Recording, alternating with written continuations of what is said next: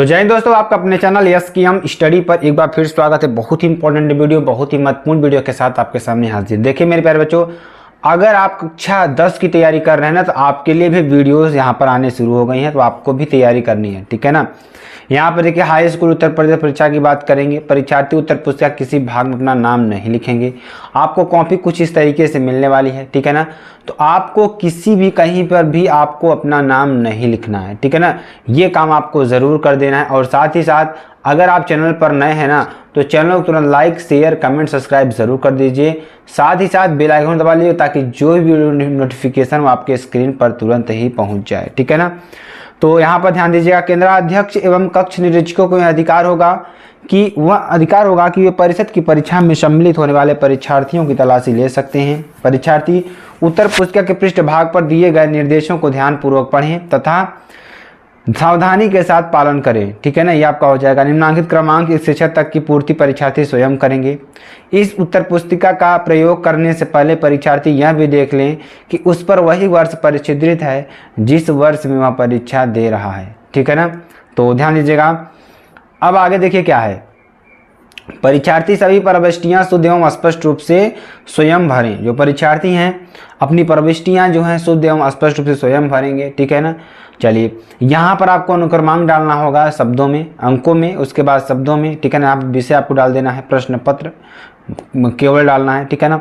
जब का model paper का अंकित जो संकेतांक है क्या डाल देना है 825 बीजेड, ठीक है ना। जो भी आपका संकेतांक होगा वो आपको डाल देना है, ठीक है ना।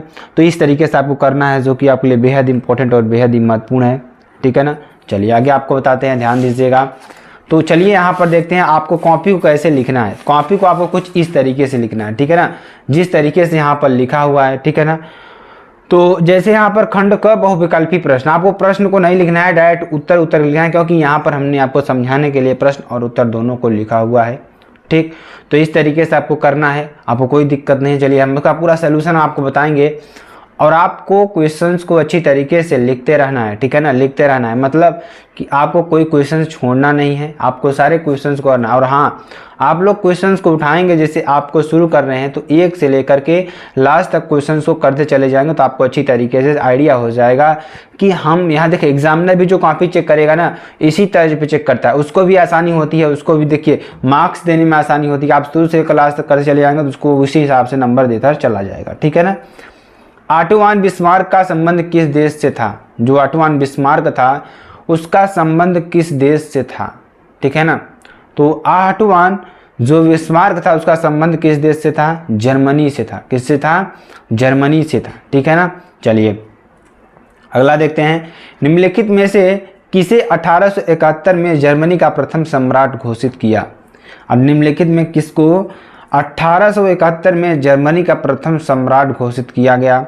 तो किसको किया गया? विलियम प्रथम को। किसको? विलियम प्रथम को किया गया, ठीक है ना। 1989 में फ्रांस किस प्रकार का राज्य था? तो 1989 में जो फ्रांस था वह किस प्रकार का राज्य था? तो असीमित राजतंत्र था। क्या था यहाँ पर? असीमित राजतंत्र था। अगला क्वेश्चन देखेंगे। निम्न में कौन सा राज्य केंद्रीय, ठीक है ना, केंद्रीय शक्तियों में सम्मिलित है? ऐसा कौन सा राज्य है जो केंद्रीय शक्तियों में क्या है? सम्मिलित है, ठीक है ना। तो यहाँ पे देखेंगे जर्मनी। कौन सा है? जर्मनी, ठीक है ना। श्रीलंका में निम्नलिखित कौन सा राज्य बहुसंख्यक वर्ग है? ठीक है ना। तो श्रीलंका में निम्नलिखित में कौन सा राज्य बहुसंख्यक वर्ग है? तो कौन सा है? सिंघली। कौन सा है? सिंघली, ठीक है ना। निम्नलिखित में से कौन सा राज्य संघीय राज्य नहीं है? तो संघीय राज्य कौन सा नहीं है? दिल्ली, ठीक है ना। चलिए आगे आपको बताते हैं। अब देखिए अति लघुत्तरीय प्रश्नों की बात करेंगे, ठीक है ना। अगले तो अति लघुत्तरीय प्रश्नों की बात करेंगे, यहाँ पर देखेंगे। चलिए यहाँ आप देखेंगे प्रश्न उत्तर नंबर 7, ठीक है ना। 6 तक आपको बहुविकल्पी मिलेंगे, ठीक है ना। तो इस तरीके से आपको पूरा सोल्यूशन करना होगा। चलिए 1929 में होने वाले आर्थिक महामंदी के 2 कारण लिखिए, ठीक है ना। तो यहाँ पर उत्तर आपको देखिए लिखा हुआ है। तो इस महामंदी का प्रमुख कारण क्या था? कृषि क्षेत्रों में अति उत्पादकता की समझ। क्या कर रहा है? कृषि क्षेत्रों में अति उत्पादकता की समझ, ठीक है ना। अमेरिका से लिए कर्जे को न चुका पाना। दूसरा नंबर क्या था, अमेरिका से लिए कर्जे को न चुका पाना। ठीक है ना। चलिए आगे आगे आपको बताते हैं। प्रश्न संख्या नंबर 8 की बात करेंगे, जो कि आपके लिए बेहद इंपॉर्टेंट है और बहुत ही महत्वपूर्ण है। ठीक है ना। लोकतांत्रिक शासन के कोई 2 लाभ बताइए। किसके? लोकतांत्रिक शासन के कोई 2 लाभ बताना है आपको। तो लोकतंत्र शासन की ध्यान दीजिएगा, सभी अवस्थाएं से बेहतर, जो अंश बहु सभी अवस्थाओं से क्या है, बहुत बेहतर है। ठीक है ना। चलिए, एक ऐसी शासन व्यवस्था जिसमें जनता अपने प्रतिनिधियों का चुनाव करती है। यानी लोकतांत्रिक में क्या है कि ध्यान दीजिएगा, देखिए जो यहाँ पर कहने का मतलब जो लोकतंत्र शासन की व्यवस्था है वह सभी अवस्थाओं से, यानी सभी व्यवस्थाओं से क्या है, बेहतर है। ठीक है ना। चलिए आगे देते हैं, ध्यान दीजिएगा। दूसरा नंबर क्या था, यह ऐसी शासन व्यवस्था जिसमें जनता अपने प्रतिनिधियों का चुनाव करती है। ठीक है ना। संख्या नंबर 9 की बात करेंगे। निर्धनता लोकतंत्र के लिए घातक है, इस कथन की विवेचना कीजिए। क्या कह रहा है, निर्धनता लोकतंत्र के लिए घातक है, इस कथन की विवेचना कीजिए। ठीक है ना। तो लोकतंत्र के लिए निर्धना क्या है, घातक है। अमेरिका के लिए कर्जे को न चुका पाना और देश के में महामंदीकरण, अत्यधिक निर्धनता लोकतंत्र के लिए क्या है, घातक है। ठीक है ना। तो निर्धनता लोकतंत्र के लिए क्या है, घातक है, इस कथन की विवेचना कीजिए। तो लोकतंत्र के लिए निर्धनता क्या है, घातक है। अमेरिका से लिए कर्जे को न चुका पाना और देश में महामंदीकरण, अत्यधिक निर्धनता लोकतंत्र के लिए घातक है। ठीक है ना। लघुत्तरी प्रश्न की बात करेंगे, जो कि आपके लिए बेहद इंपॉर्टेंट और बेहद ही महत्वपूर्ण है। वैश्वीकरण में किस प्रकार राष्ट्रीय कंपनियों को बहुराष्ट्रीय कंपनियों को MNC के रूप में उभरने योग्य बनाया। ठीक है ना। चलिए इसमें देखते हैं इसका आंसर क्या है, ध्यान दीजिएगा। वैश्वीकरण का शाब्दिक अर्थ है स्थानीय या क्षेत्रीय वस्तुओं का घटनाओं के विश्व स्तर पर रूपांतरण की प्रक्रिया है। इसे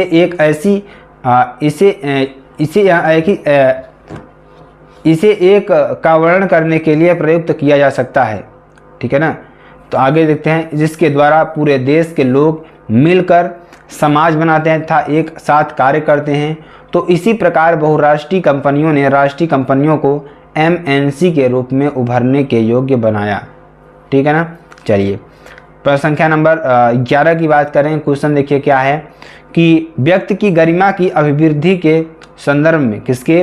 व्यक्ति की गरिमा की अभिवृद्धि के संदर्भ में लोकतांत्रिक अवस्था का मूल्यांकन हम किस प्रकार कर सकते हैं, स्पष्ट कीजिए। तो यहाँ पर उत्तर लिखेंगे। तो लोकतंत्र का सर्वोत्तम गुण है, लोकतंत्र क्या है, लोकतंत्र का सर्वोत्तम गुण यह है कि इसमें लोगों को गरिमा के साथ रहने का अवसर मिलता है। किसके साथ? गरिमा मतलब उसको अपने उसको सम्मान मिलता है। ठीक है ना। उसी तरीके से रहने का क्या मिलता है, अवसर मिलता है। प्रत्येक नागरिक की यह हार्दिक इच्छा रहती है कि वह सम्मान के साथ जीवन व्यतीत करे, क्योंकि लोकतंत्र में समानता के सिद्धांत का पोषण होता है। ठीक है ना। चलिए अगला देखते हैं। असहयोग आंदोलन क्या है, अगला नंबर प्रश्न संख्या नंबर 12 की बात करेंगे। असहयोग आंदोलन किसने चलाया था, इसके किन्हीं 3 कारण का उल्लेख कीजिए। ठीक है ना। तो असहयोग आंदोलन गांधी जी द्वारा चलाया गया था। इसके निम्न कारण थे, किसी को किसी प्रकार का सहयोग न देना। देखिए असहयोग आंदोलन क्या, देखिए असहयोग आंदोलन जो गांधी जी ने चलाया था वो किस लिए चलाया गया था, उसमें क्या क्या चीज़ें नहीं करनी थी, वो सारी चीज़ों को यहाँ पर डिस्कस करना है आपको। ठीक है ना। तो असहयोग आंदोलन गांधी जी द्वारा चलाया गया था। इसके निम्न कारण थे, किसी को किसी प्रकार का सहयोग न देना, मतलब किसी को भी किसी प्रकार का सहयोग न देना। अंग्रेजी सिपाहियों ने अत्याचार करना आरंभ कर दिया था, जो अंग्रेजी सिपाही थे उन्होंने अत्याचार करना प्रारंभ कर दिया था। ब्रिटिश शासन भारतीयों के सहयोग से चल पा रहा था, जो ब्रिटिश शासन था वो भारतीयों के सहयोग से ही चल पा रहा था। अगर यहाँ असहयोग वापस ले लिया जाए तो साल भर के भीतर ब्रिटिश शासक ढह जाएगा। मतलब जो भी भारतीय उसमें काम करते थे ब्रिटिश शासन के द्वारा, अगर वो अपना हाथ खींच लें, वो काम करने न जाएं, तो जो ब्रिटिश शासन था ना वो ढह जाएगा। ठीक है ना। प्रश्न संख्या नंबर 13 की बात करेंगे। लोकतांत्रिक अवस्था के तीसरे स्तर को, किसको? लोकतांत्रिक अवस्था के तीसरे स्तर पर अधिक शक्तिशाली बनने के लिए भारत सरकार द्वारा 1992 में उठाए गए कदमों की व्याख्या कीजिए। ठीक है ना। तो यहाँ पर हो जाएगा, ध्यान दीजिएगा, लोकतांत्रिक अवस्था के तीसरे स्तर को अधिक शक्तिशाली और प्रभावी बनाने के लिए निम्न कदमों के रूप में उपाय है। कौन सा? स्थानीय स्वशासी निकायों के चुनाव नियमित रूप से करना संवैधानिक बाध्यता था। अनुसूचित जातियों, अनुसूचित जनजातियों और पिछड़ी जाति, ठीक है ना, पिछड़ी जाति के लिए सीट आरक्षित है। 1/3 सीटें महिलाओं के लिए आरक्षित किया गया, ठीक है ना, ये आपके लिए हो जाएगा। खंड ख की बात करेंगे। पंजाब में भूमि निम्नीकरण का निम्नलिखित में से प्रमुख कारण क्या है? अधिक सिंचाई। क्या है? अधिक सिंचाई। अब प्रश्न संख्या की बात करें, खंड ख में आ गया आपको, ठीक है ना। चलिए, निम्न में से कौन सा व्यक्तिगत संसाधन नहीं है? तो कौन सा व्यक्तिगत संसाधन नहीं है? खनिज संसाधन। देखिए, खनिज का मतलब क्या हुआ? उसको हम इकट्ठा है जो खन कर ही निकाल सकते हैं, उसको उत्पादित नहीं कर सकते, ठीक है ना, इस तरीके से है। अगला देखेंगे, निम्नलिखित में से कपास की खेती के लिए कौन सी मिट्टी उत्तम मानी जाती है? तो ध्यान दीजिएगा, यहाँ पर निम्नलिखित में कपास की खेती के लिए कौन सी मिट्टी उत्तम मानी जाती है?